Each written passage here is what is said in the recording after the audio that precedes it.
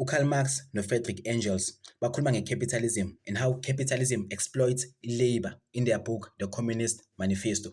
So uKarl Marx athi initially capitalism benefited from domestic labor. The capitalism benefited from having women abafazi bahlala endlini, you understand?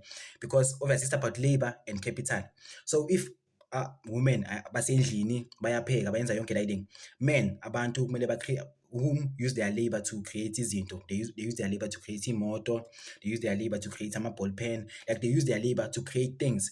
To ensure labantu laba who use their labor to create things ababi stressed about abantwana babo, ababi stressed ngokuthi bazodlani, ababi stressed ngezinto eziningi. There has to be someone endlini doing the domestic labor.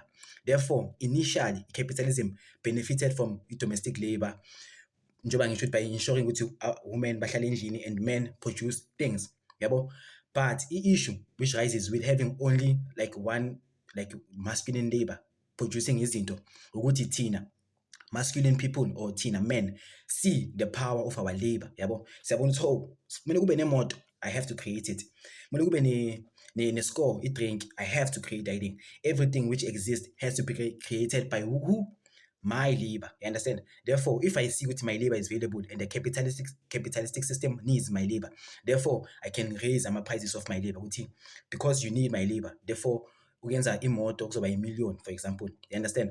So because the capitalistic system sees ukuthi labantu laba they see what the value in their labor, therefore we must create a supply of labor, an oversurplus of labor, yabo, because you know ukuthi izinto ukuze ibe expensive, supply has to go hand in hand with demand.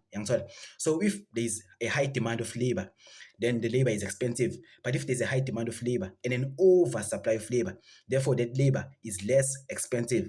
So how did a capitalist create an oversupply of labor? Firstly, something. Mostly domestic labor. This only applies to women of a certain race, because black women were kitchen girls, so they used to work. We're not forced with bahlala endlini. They used to work. They used to raise abantwana. They used to cook for these other people. You understand? So same thing in capitalism, because all of this time it was only white labor producing izinto and black labor was seen as subservient labor. It creates an oversupply by doing what? Firstly, by opening our borders, globalization, making tina people who create things compete nama foreigners.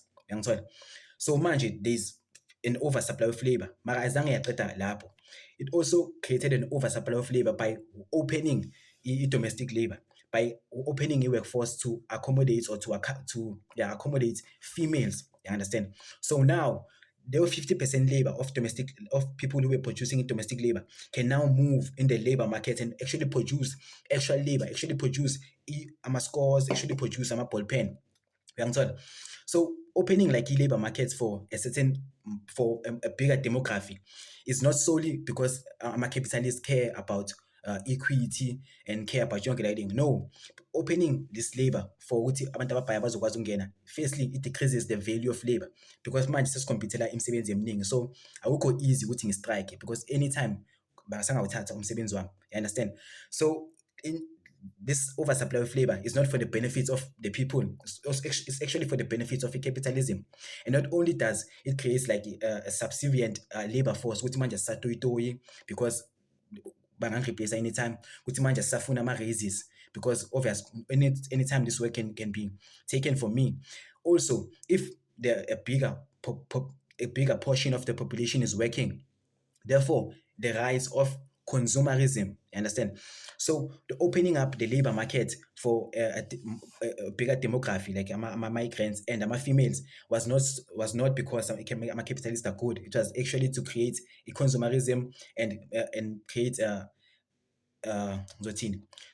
like a means or a barrier to ensure that labor is controlled in this instance. You understand?